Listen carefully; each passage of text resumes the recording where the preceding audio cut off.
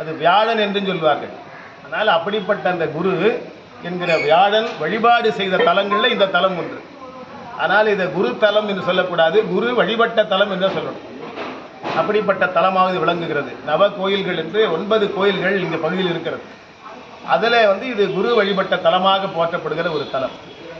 அப்படிப்பட்ட இந்த தலத்தில் நாம் எல்லோரும் இன்றைய தினம் நம்முடைய 437வது மாதாந்திர வழிபாட்டை நிறைவு செய்திருக்கிறோம்.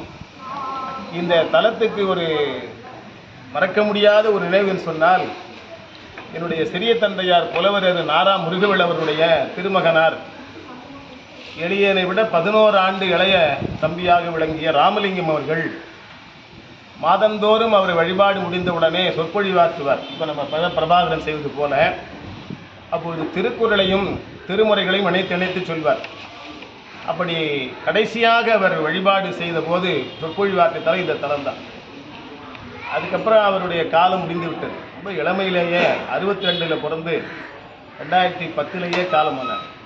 ரொம்ப இறங்கத்தக்க ஒரு நிலை. நல்ல பெரிய அளவில், தமிழகமே வியக்கக்கூடிய அளவில் மிகப்பெரிய சொற்பொழிவுகளாக உருவெடுக்க வேண்டிய காலத்தில் இருந்தார். நல்ல ஆங்கில புலமை, அதற்கு இணையாக தமிழ் புலமை, ரெண்டுத்திலையும் நன்றாக படித்தார். அவர் படித்தது ஆங்கில இலக்கியம் படித்தார். பிஏ இங்கிலீஷ் லிட்ரேச்சர், அப்புறம் எம்ஏ இங்கிலீஷ் லிட்ரேச்சர், எம்ஃபில்லாம் பண்ணார். அதே நேரத்தில் தன்னுடைய தந்தையாரிடத்தில் இளமையிலேயே வீட்டிலேயே பாடம் கேட்டு, அது படித்ததனால வந்த அறிவு, இது கேட்டதனால வந்த அறிவு, அப்படி 2 மொழியிலும் துறைபோக கற்று மிக தெளிவாக பேசக்கூடிய பேராற்றல் கொண்டவராக அவர் விளங்கினார். அவர் கடைசியாக வழிபாடு செய்தலும் இந்த தலம். ஆனால் இந்த தலத்துக்கு வருதுன்னா எனக்கு ரொம்ப வருத்தமாக இருக்கும். ஆண்டுக்கு ஒரு முறை மட்டும்தான் வரது, இடையில வரதில்லை. ஏன்னா வந்தால் அவருடைய நினைவு என் மேலே இருந்து கொண்டிருக்கும். எங்கள் வீட்டில் நாங்கள் 13 பேர் மொத்தம். என்னுடைய தங்கை இறந்து போனால 12 பேர். அதில் கடைசியாக பிறந்தவன் எங்கள் தம்பி ராமலிங்கம் தான். அதனால் நாங்கள் 11 பேரை தூக்கி வளர்த்த அந்த குழந்தை நல்ல உத்த வயதில், ஒரு 48 வயதில், யாரும் எதிர்பாராத வகையில் திடுமென அவர் காலமானார். அவர் காலமான போது நான் மொரீஷியஸுக்கு போயிருந்தேன். அங்கே இருக்கும்போது தான் தகவல் எனக்கு கிடைத்தது, அவர் இறந்து போன தகவல் கிடைத்தது. எனக்கு அங்கிருந்து உடனடியாக புறப்பட்டுவதற்கான விமான பயணச்சீட்டு கிடைக்காதனால அவர் உடம்பை எடுத்த பின்னால் தான் நான் வந்தேன். அவர் 12 பேரில் 11 பேரில் என்கிட்ட ரொம்ப அன்பாக இருப்பார். சண்டையும் போடுவார், என் கூட அன்பாகவும் இருப்பார். அப்படிப்பட்ட அவருடைய இழப்பை நான் இருக்கிற போது செய்தால் அவருக்கு எனக்கு ஏதாவது ஏற்படும் என்று இறைவன் கருதி இருப்பானோ என்னமோ. நான் இல்லாத நேரத்தில் பல ஆயிரம் மைல்களுக்கு அண்ணாண்டு இருந்தபோது அவர் உயிரை பெருமான் பற்றி சென்றார். அப்படிப்பட்ட அந்த தம்பியினுடைய நினைவு எப்பொழுதும் எனக்கு உண்டு. ஆனால் இந்த தலத்துக்கு வருவதற்கு கொஞ்சம் வருத்தமாக இருக்கும். இந்த தலத்தில் என்னுடைய தாய்மாமனார் திருவாளர் ராமமூர்த்தி மேனகா குடும்பத்தினர் முதல்ல மயிலாப்பூரில் இருந்தார்கள். தேவார பாடல் பெற்ற தலம். அதுக்கப்புறம் அவங்க திருவான்மூரில் சென்றார்கள், அதுவும் தேவார பாடல் பெற்ற தலம். அதுக்கப்புறம் இங்கே குடியேறினார். அவங்க மகன் இங்கே ஒரு வீடு கட்டினார், ரமேஷ், அவங்க வீடு கட்டினார். இங்கே குடியேறினார்கள். இங்கே குடியேறிய முதலாக இந்த இடத்துல வழிபாடு செய்ய வேண்டும் என்று எண்ணிய போது, இங்கே நாம் எப்பொழுது வழிபாடு செய்தாலும் நமக்கெல்லாம் உணவு படைக்கிற ஒரு செயலை அவர்கள் மிக்க அன்போடு என்னுடைய தாய்மாமனும் அவருடைய குடும்பத்தாரும் ஏற்றுக்கொண்டார்கள். அந்த வகையில் இன்றைக்கு கூட உணவு ஏற்பாடு இருக்கிறார்கள். நாம் இந்த சொற்பொழிவுக்கு பின்னாலே இந்த உணவை ஏற்றுச் செல்ல இருக்கிறோம் என்பதை அன்போடு தெரிவித்துக் கொண்டு, அதனால் எங்கள் தாய்மாமன் வாழுகிற பகுதி, என்னுடைய தம்பி நிறைவாக கடைசியாக இங்கே சொற்பொழிவாற்றிய தலம். அப்படிப்பட்ட இந்த தலத்தில் நாம் இந்த வழிபாட்டை நிறைவு செய்திருக்கிறோம். அருமையான இந்த தலத்துக்கு நான் வந்தது பின்னால், இங்கே முன்ன பெரிய குருக்கள் இருந்தார், வயதான ஒருவர் இருந்தார். இப்போ இருக்கிற குருக்கள் போல அவரும் ரொம்ப அன்போடு பல கோயில்களுக்கு நாம் சென்று இருக்கிறோம். ஆனால் எல்லா தலங்களிலும் எல்லா கோயில்களிலும் வேலை பணியாற்றுகிற அந்த தொண்டு செய்கிற அந்த சிவாச்சாரியர் குருக்கள்மார்கள் எல்லாம் தமிழில் போற்றி சொன்னால் அதை அவ்வளவு தெளிவாக அதை உள்மனதோடு ஏற்றுக்கொண்டு நிறைவாக மலர் சொரிவதில்லை. ஆனால் இந்த தலத்தில் நாம் வந்த நாள் முதல் இன்று வரையில் நாம் எப்பொழுது வந்தாலும் நல்ல அன்போடு ஒவ்வொரு போற்றிக்கும் மலர் சொரிந்து வழிபாடு செய்து வைக்கிற ஒரு அன்போடு செய்கிற அந்த சிவாச்சாரிய பெரியவங்க இருக்கிறார்கள். முன்பு இருந்த அந்த பெரியவர் இப்போ வரல, அவர் என்னன்னு தெரியல. அவரும் ரொம்ப அன்பாக இருப்பார். அவர் இதெல்லாம் திருப்பணி நடக்க முன்னாடி அது அர்த்த மண்டபத்தில் எல்லாரும் உட்கார வச்சு அங்கிருந்தே நீங்கள் பாடலாம் சொல்லுங்கன்னு சொல்லி அவ்வளவு அன்போடு இருப்பார். அப்படிப்பட்ட அருமையான இந்த தலத்துக்கு நாம் வந்திருக்கிறோம். இந்த தலத்தில் இந்த வழிபாடு நிறைவு செய்த பின்னாலே ஒவ்வொரு மாதமும் அதில் வழிபாடு செய்த பின்னாலே நம்ம சைவ சமய கருத்துக்களை, சித்தாந்த கருத்துக்களை தெரிந்து கொள்ள வேண்டும் என்ற அடிப்படையில் அன்பர்களை வைத்து நாம் சொற்பொழி நடத்துவது மரபு. அந்த வகையில் தான் எங்கள் தம்பி ராமலிங்கம் நடத்திக்கிட்டு இருந்தார். இப்பொழுது நம்முடைய இடத்துல சைவ நன்மணி பழப்பிரபாகரன் அவர்கள் நல்ல இளமையிலேயே ஈடுபாடு கொண்டு நம்முடைய சொல்லின் செல்வர் சிவக்குமாரருடைய சொற்பொழிவுகளை கேட்டு கேட்டு ஏறக்குறைய அவர் பின்பற்றி அவர் பாணியிலேயே பேசக்கூடிய பேராற்றல் கொண்டவர். சைவ சித்தாந்த கருத்துக்களை எல்லாம் நன்கு உள்வாங்கி நமக்கெல்லாம் தெளிவாக சொல்லுகிற ஒரு நிலையிலே அவர் வாழ்ந்து கொண்டிருக்கிறார். அவர் பணி செய்து பொறியாளராக இருந்தால் கூட சைவ சித்தாந்தத்தையும் திருமுறைகளையும் கற்று சிறப்பாக சொற்பொழிவாற்றுகிறார். அதனால் இந்த இப்போ சில மாதங்களாக ஏறக்குறைய ஓராண்டு காலமாக அவர் இங்கே சொற்பொழி நடத்த வேண்டும் என்று நாம் அன்போடு கேட்டுக்கொண்டோம். அவர் என்ன நடத்த வேண்டும் கேட்டபோது திருவருட்பயன் தான் நாம் அப்போ சொல்லிட்டு இருந்தோம். அதனால் இந்த கொரோனா காலத்துக்கு முன்னாடி திருவருட்பயன் தான் தொடங்கி அப்படி சொல்லிட்டு இருந்தோம். அப்போ என்னுடைய அக்காவினுடைய வீட்டுக்காரர் அக்கா வீட்டுக்காரர் மாமா அவர்கள் மதுரை பல்கலைக்கழகத்தில் சைவ சித்தாந்த துறை தலைவராக விளங்கியவர் டாக்டர் கங்காதரன் அவர்கள். அவங்க தான் அதை சொல்லி கொடுத்துருந்தார்கள். அதுக்கப்புறம் கொரோனா வந்துட்டுது. அதுக்கப்புறம் அது தொடர முடியல. இடையில் 2 ஆண்டு நாம் இந்த வழிபாட்டை தொடர முடியாமல் போச்சு. ஊரடங்கு உத்தரவு போன்ற நிலைகளில் தொடர முடியாமல் போனது. அதுக்கப்புறம் தொடங்கிய காலத்தில் கங்காதரன் அவர்கள் அமெரிக்கா போயிட்டார். அவங்க பையன் அமெரிக்காவில் இருக்கிறான். அமெரிக்காவில் போய் ஒரு 6 மாத காலம் இருந்ததுனால அந்த 6 மாத இடைவெளிக்கு பின்னால் அதை தொடங்க வேண்டாம், இப்போதே தொடங்கலாம் என்று நம்முடைய பழப்பரவலை கேட்டுக்கொள்ள அவர்கள் தொடங்கினார்கள். அப்போ அவர் பெரிய புராணம் சொன்னால் சிறப்பாக இருக்கும்னு நினைக்கிறேன் அப்படின்னு சொன்னார். நாம் திருவருட்பயன் தொடங்கிட்டோம், அதனால் திருவருட்பயனை முடிச்சுட்டு நீங்கள் தொடங்கலாம் அப்படின்னு சொன்னேன். ஆனால் திருவருட்பயனை முடிக்க முடியல. நான் சொன்னது ஓராண்டுக்குள்ளே முடிச்சிடலாம், ஒரு அதிகாரத்துக்கு ஒரு நாள் வச்சுக்கலாம் அப்படின்னு சொன்னேன். ஆனால் அவ்வளவு கருத்துக்கு அதில் பொதிந்து இருக்கிறது. திருக்குறள் மாதிரி அமைப்புடைய அந்த நூல் ரொம்ப எளிமையான நூல். திருக்குறளை அந்த அமைப்பு முறை அதை நாம் எல்லாம் 1.25 அடி என்று பொதுவாக சொல்லுவது நம்முடைய மரபாக இருக்கிறது. சொல்லக்கூடாது, தப்பு. 1.25 அடி சொல்லக்கூடாது, 2 வரி தான் அது. அது முதல் அடி 4 சீராக கொண்ட ஒரு அடி, அடுத்த அடி 3 சீராக இருக்கிற அடி, அது 7 சீராக கொண்ட குறள் வெண்பா என்று போற்றப்படுகிற ஒரு அருமையான வெண்பா. அது ரொம்ப குறுகியம். இப்போல்லாம் சின்ன சின்னதாக வரி எழுதி பாடுறாங்க பாருங்க. அதுக்கு எதுவும் ஆங்கிலத்தில் சொல்லுவாங்க, அதுக்கு ஞாபகம் வரல, ஐக்குன்னு சொல்லுவார்கள். அப்படி ஒரு முறை இந்த காலத்திற்கு நினச்சிக்கிறான். ஆனால் மிக பழங்காலத்திலேயே திருக்குறள் அப்படி ஹைக்கு முறையில் 2 வரியில் அமைக்கப்பட்ட ஒரு சிறந்த ஒரு கருத்தாளுமிக்க நூலாக அமைந்தது. உலக பொதுமறையாக என்று போற்றப்படுகிறது. விவிலியத்துக்கு அடுத்து மொழிபெயர்க்கப்பட்ட நூல்களில் நம்முடைய திருக்குறள் 2வது இருப்பது. அவ்வளவு பேராற்றல் கொண்ட மொழி, உலக பொதுமொழியாக விளங்குகிறது. ஆனால் அதை பொதுமறை என்று எங்கள் குருநாதர் சொல்வார். அப்படிப்பட்ட அந்த திருக்குறள் அமைப்பு போலவே இந்த திருவருட்பயனை ஆசிரியர் அருளி இருக்கிறார். அதில் ஒவ்வொரு தலைப்பு கீழே ஒரு அதிகாரம், ஒரு தலைப்பு, 10 அதிகாரத்தில் 10 தலைப்புகளில் அது அமைத்திருக்கிறார். ஒவ்வொன்று குறளுக்குமே நாம் விரிவாக விளக்கம் சொல்லலாம். அதனால் ஓராண்டுக்குள்ளே இந்த 10 அதிகாரத்தை முடிக்கலாம் என்று சொன்னபோது அது சொல்ல அது நீண்டு கொண்டே போவதனால அது முடியவில்லை. அதனால் திருக்குறள் அமைப்பாக இருக்கிற திருவருட்பயன் சொல்லுகிறார். அவர் திருவள்ளுவர் ஏன் திருக்குறளை அந்த குறள் வெண்பா தேர்ந்தெடுத்தார் என்பதை பல அறிஞர்கள் சொல்லியிருக்கிறார்கள். எங்கள் குருநாதர் சொன்னார், அது இறைவனுடைய திருவடியாக, அம்மையப்பருடைய திருவடியாக அமைப்பு இருக்க வேண்டும் என்று திருவள்ளுவர் விரும்பியிருக்கிறார். அதனால தான் அதை தேர்ந்தெடுத்தார். ஏன்னா 2 வரியில் ஒன்று 4 சீர், ஒன்று 3 சீர், ஒரு விரல் நீளமாக இருக்கும், ஒரு விரல் சின்னதாக இருக்கும். அது மாதிரி ஒரு கால் பெருசாக இருக்கும், ஒரு கால் சிறுசாக இருக்கும். பெருசாக இருக்கிற அந்த அடி இறைவனுடைய திருவடி, சிறுசாக இருக்கிற அடி அம்மையனுடைய திருவடி. எப்பவுமே பெண்கள் கால் கொஞ்சம் சின்னதாக இருக்கும். அதனால் அம்மையப்பர் திருவடி போல அமைப்பு வைத்துக் கொண்ட நிலையில் அதை அவர்கள் அந்த குறள் வெண்பாவை தேர்ந்தெடுத்தார் என்று சொல்வார். ஒன்றோடு ஒன்று ஒவ்வாடி, திருவடி தாண்டகத்தில் ஒரு வரி வரும். ஒன்றோடு ஒன்று ஒவ்வாடி. ஒவ்வாது இருக்குதுன்னா சமமா இல்லையா? ஏன் சமமா இல்லைன்னா சாமி கால் பெருசாகுது, அம்மை கால் பெருசாக இருக்குது.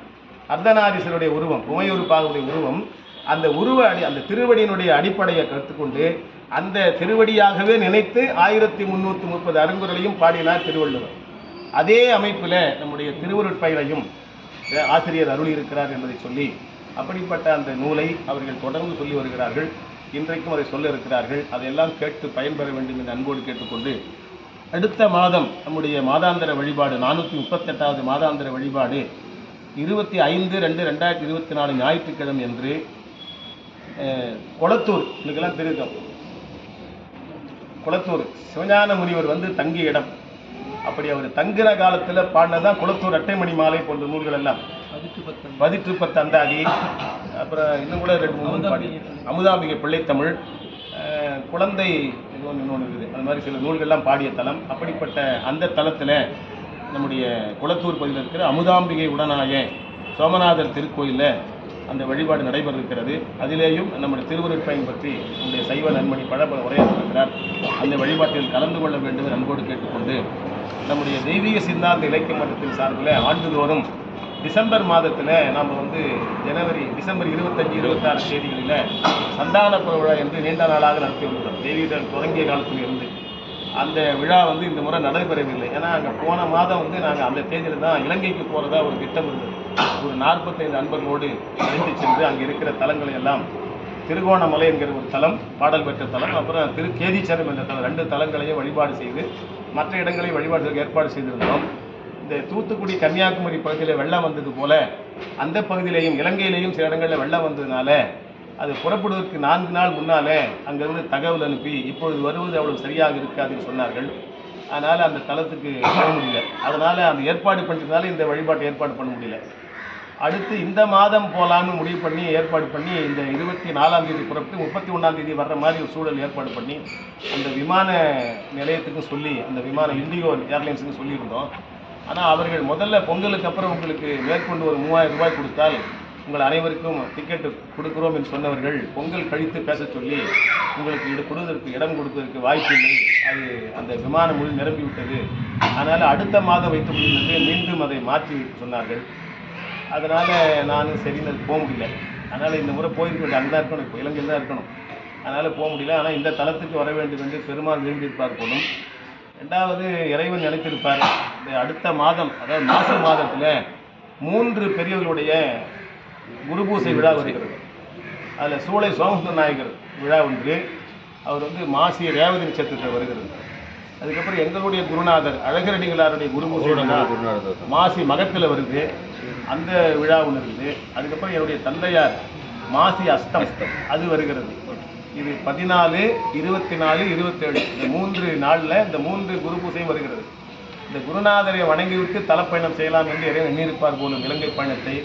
அதனால் இந்த மாதமும் தள்ளி போயிருக்கிறது. அதனால் அடுத்த மாதம் மார்ச் 1 தேதி இரவு புறப்படாமல் பேசியிருக்கிறோம். அநேகமாக இன்றைய நாளை உறுதியாகும் என்று கருதுகிறேன். அதனால் அந்த சோமசுந்தர நாயகருடைய விழாவையும் நம்முடைய சந்தானக்குற விழாவை இணைத்து வருகிற 14ஆம் தேதி நம்முடைய ஐசிஎஃப் கமல விநாயகர் சத்சங்கத்தில் அந்த விழாவை ஏற்பாடு செய்திருக்கிறோம். சோமசுந்தர நாயகர் குருபூசை விழா, சந்தானக்குறவுடைய. சோமசுந்தர நாயகர் யாருன்னா மறைமலடிகளுடைய ஆசிரியர், அப்படிப்பட்ட பேராற்றல் கொண்டவர். அவர்களுடைய குருபூசை விழா நடைபெறுகிறது. அதில் சித்தாந்த சாஸ்திரங்களை பற்றி எல்லாம் அன்பர்கள் பேசியிருக்க அந்த அழைப்பு உங்களுக்கெல்லாம் கொடுக்கப்படும். அதில் நீங்கள் கலந்து கொள்ள வேண்டும் என்று அன்போடு கேட்டுக்கொள்கிறேன். அடுத்து 24ஆம் தேதி அழகரடிகளாருடைய குருபூசை விழா மதுராந்தகம் குருகுலத்தில் நடைபெறுகிறது. அதிலேயும் கலந்து கொள்ள வேண்டும். அப்புறம் 27/2/2024 அதாவது பிப்ரவரி 27ஆம் தேதி என்னுடைய தந்தையாருடைய குருபூசை விழா. இந்த முறை அவர்கள் பவானியில் 100கணக்கான நபர்களுக்கு தீக்க செய்து வைத்திருக்கிறார்கள். அதனால் பவானி சிவடியார் திருக்கூட்டத்தின் சார்பில் அந்த குருபூசை விழா நடைபெறுகிறது. அது அழைப்பு தயாரானுடன் உங்களுக்கு எல்லாம் வாட்ஸ்அப்பில் அனுப்பி வைக்கப்படும். அதனைத் தொடர்ந்து இந்த விழாவுக்கு வர வேண்டும் என்று கேட்டுக்கொண்டு, நம்முடைய திருக்கழுக்குன்றம் நால்வர் கோயில் எல்லோருக்கும் தெரியும். திருக்கழுக்குன்றம் போனவங்களுக்கு தான் தெரியும் நால்வர் கோயில் அங்கே இருக்கிறது. உலகத்திலேயே ஏன் தமிழ்நாட்டில் கூட எவ்வளவோ கோயில் இருக்கிறது, ஆனால் எங்கேயும் நால்வருக்கு தனியாக கோயில் கிடையாது. அதெல்லாம் வந்தால் கூட அது பிற்காலத்தில் வந்த கோயில் தான். மிகப்பழம காலத்திலிருந்து நாயன்மார் காலத்துக்கு பின்னாடி நம்முடைய நால்வர் பெருமகளுக்கு பின்னாட தோன்றிய தலங்களில் அந்த இருக்கிற தலங்களில் அந்த நால்வர் கோயில் தோன்றியது திருக்கழுக்குன்றம் மட்டும்தான். அங்கே 4 பேரும் மலை மேலே சென்று வழிபாடு செய்யவில்லை. அவர்கள் இப்போ இருக்கிற இடத்துல, இப்போ கோயில் இருக்கிற இடத்திலிருந்து தான் பெருமானை நோக்கி பதிகம் பாடினார்கள் என்று எங்கள் குருநாதர் அழகரடிகள் சொல்லியிருக்கிறார். அவர் எழுதின அந்த திருக்கழுக்குன்ற மாட்சி நூலில் அதையெல்லாம் சிறப்பாக சொல்லியிருப்பார். அப்படிப்பட்ட தலம் 4 பெருமக்களும் மலைக்கு கீழே மேற்கு நோக்கி கிழக்கு நோக்கி இருக்கிற வேதகிரிசி பெருமானை கீழே இருந்து பார்த்து பாடிய தலம். இன்னொரு சிறப்பு என்ன சொன்னால், மலை மேலே நீங்கள் போனவங்களுக்கு தெரியும், இங்கே மலை மேலே சுவாமிக்கு எதிரில் நந்தி இருக்காது, பலிபீடமும் கொடிமரம் தான் இருக்கும். நந்தி வந்து இங்கே தான் இருக்குது. நால்வர் திருமுறைக்கு முன்னாலே மேற்கு நோக்கி சாமியை பார்த்த மாதிரி கிழக்கு இருக்கிற பெருமானை நோக்கி இங்கிருந்து மேற்கு நோக்கி இருக்கும். அதனால் பழைய காலத்துலலாம் அந்த மலைவலம் வர்ற போது நால்வர் கோயிலுக்கு பின்னாலே தான் சுற்றி வருவாங்க, குறுக்க வரமாட்டாங்க. இப்போல்லாம் அந்த மரபு தெரியாமல் எல்லாம் குறுக்க போயிடும். ஆனால் அந்த மலையை சுற்றி வரும்போது நால்வர் கோயில் வரும்போது நால்வர் கோயிலுக்கு பின்னாடி சுற்றி தான் போவாங்க. அப்படி நால்வர் பேர் கோயில் அமைந்திருக்கிற தலம், அது பல தலங்கள் அந்த தலத்துக்கு பல சிறப்புகள் உண்டு. கழுகு வழிபாடு செய்த இடம். அதனால அது கழுகு தொழு வேதகிரி சிகரி கதலி வனமேவு பெருமாளை என்று நம்முடைய அருணகிரிநாதர் திருக்குறளை பாடியிருக்கிறார். அந்த கழுகு இப்போ கொஞ்ச நாளாக வரல, ஒரு 15 ஆண்டுகளாக ஒரு 20 ஆண்டுகளாக வரல. அதுக்காக பரிகாரம்லாம் பண்ணாங்க. எங்கள் அப்பா கொஞ்சம் உடம்பு சரியில்லாமல் இருந்தபோது திருக்கோயில் அன்பர்கள் சில பேர் எங்கள் அப்பாவுக்கு கேட்டாங்க, அந்த கழுகு வந்தது பரிகாரம்லாம் பண்ணாங்க, வரல, மீண்டும் வருவதற்கு ஏதாவது பரிகாரம் சொல்லி சொன்னபோது எங்கள் அப்பா சொன்னார், அவங்க 2 பேரும் தேவர்கள், தாதா விதுஷா என்ற 2 தேவர்கள். அவர்கள் சாபத்தினாலே கழுகாக ஆக்கப்பட்டார்கள். அந்த சாபம் நீங்க அவர்கள் மீண்டும் பழைய நிலைக்கு சென்றதனாலே இனி வருவதற்கு வாய்ப்பு இருக்காது என்று சொல்லியிருக்கார்கள். ஆனால் இதுவரையில வரல, இனிமேல் வருமானு தெரியாது, வராது. அது வராதுன்னு உணர்ந்த பின்னால் அந்த 2 கழுகு இப்போ பொம்மை வச்சுட்டாங்க. ஆனாலும் அது கழுகு தொழுத இடம், அழகால் கழுகு தொழுத இடம்.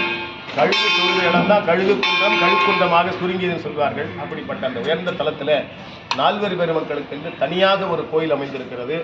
வேற எந்த இடத்துலையும் அப்படி ஒரு கோயில் கிடையாது. அப்படிப்பட்ட அருமையான இந்த கோயிலில் 1978 செப்டம்பர் 7ஆம் தேதி அவர்கள் அப்போது எங்களுடைய குருநாதர் அழகரடிகளார் அவர்கள் பெருமுயற்சி செய்து அங்கே திருப்பணி எல்லாம் செய்து குடமுழுக்கு நன்னீராட்டு செய்து வைத்து அதே இடத்திலே எனக்கு என்னுடைய மனைவிக்கு திருமணம் செய்து வைத்தார். 7/9/78 எங்கள் திருமணமான நாள். அந்த இடத்துல இப்போ வருகிற பிப்ரவரி 20ஆம் தேதி தொடங்கி 22ஆம் தேதி வரையில் 4 காலம் வேள்விகள் நடைபெற்று சிறப்பான முறையில் திருக்குட நன்னீராட்டுக்கு நடைபெற இருக்கிறது. வாய்ப்பு இருக்கிற அன்பர்கள் அந்த தலத்துக்கு வரலாம். நால்வர் பாடல் பெற்ற தலங்கள் ரொம்ப அரிதாக இருப்பவை. அதில் இந்த திருக்கழுக்குன்றம் நமக்கு பக்கத்தில் இருக்கிற தொண்டநாட்டு தலங்கள் 32ல் ஒரு தலம், நால்வர் பாடல் பெற்ற தலம். அப்படிப்பட்ட அந்த மலைத்தலம், அந்த தலத்தில் நடைபெறுகின்ற அந்த விழாவுக்கு நீங்கள் எல்லோரும் வருகை தர வேண்டும் என்று அன்போடு கேட்டுக்கொண்டு, இந்த நிகழ்ச்சி நிறைவில் இந்த அழைப்பெல்லாம் உங்களுக்கு வழங்கப்படும். எல்லோரும் அதை பெற்றுக்கொண்டு கலந்து கொள்ள வேண்டும் என்று அன்போடு கேட்டுக்கொண்டு, வழக்கம் போல நம்முடைய சைவ நன்மணி பழப்பரவாளர்கள் திருவருட் பயன்படுத்தி உரையாற்ற உங்கள் எல்லோர் சார்பில் ஒரு அழைவதற்கிறேன். ஒரே ஒரு செய்தியை சொல்லி என்னுடைய உரையை நான் நிறைவு செய்வேன்.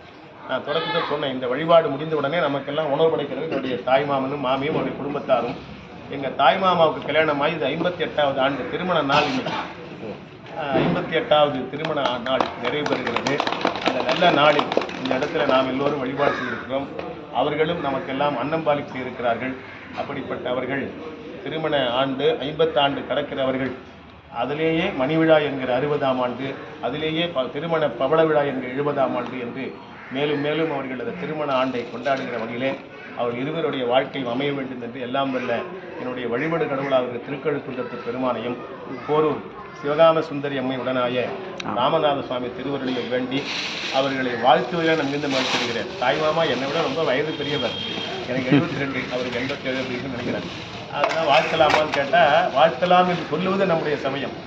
வாழ்த்துவதும் வானவர்கள் தாம் வாழ்வான் தொழ வேண்டி என்பது திருமுறை. அது மட்டும் இல்லை, இறைவன் குருநாதராக மாணிக்கவாசருக்கு அருள் செய்தான், அவருக்கு தீக்கை செய்தான், உபதேசம் பண்ணால் அவருக்கு முன்னால் உட்கார்ந்து அவர் பாடினார். சாமி தான் வாழ்த்தணும், சீடரை குருநாதர் தான் வாழ்த்தணும். ஆனால் எதிரில் உட்கார்ந்த உடனே அவர் சொன்ன நமச்சிவாய வாழ்க, நாதன் தாழ் வாழ்க, இமைப்பொழுதும் என் நெஞ்சில் நீங்காதான் தாழ்வாழ்க என்று இறைவனையே வாழ்க என்று சொன்ன சமயம் நம்முடைய சமயம். அதனால் வாழ்த்துவதற்கு மனசு தான் இருக்கணும், வயது தேவையில்லை. அந்த வகையில் என்னுடைய தாய்மாமன் 58 ஆண்டு நிறைவு செய்திருக்கிறவர்கள் மேலும் மேலும் பல்லாண்டு காலம் வாழ்ந்து எங்களுக்கெல்லாம் வழிகாட்டியாகவும் இப்படிப்பட்ட தொண்டுகளை எல்லாம் தொடர்ந்து அவரும் அவருடைய பிள்ளைகளும் செய்கின்ற வகையிலே அவர் வாழ்வு அமைய வேண்டும் என்று எல்லாம் வல்ல என்னுடைய வழிபாடு கடவுளையும் நம்மளுடைய போரூர் ராமநாத சுவாமி திருவருளையும் மயிலை கபாலீஸ்வரர் கோயில் திருவருளையும் திருவான்மையூர் மருதீச பெருமாள் திருவருளையும் வேண்டி அவர்களை வாழ்க வாழ்க என்று வாழ்த்துவதிலே மிகுந்த மகிழ்ச்சி அடைகிறேன். இந்த நிறைவாக அவர்கள் எல்லோருக்கும் உணவு படைக்க இருக்கிறார்கள். அப்படிப்பட்ட வந்துட்டாங்க மாமா வந்துட்டாங்க. அதனால்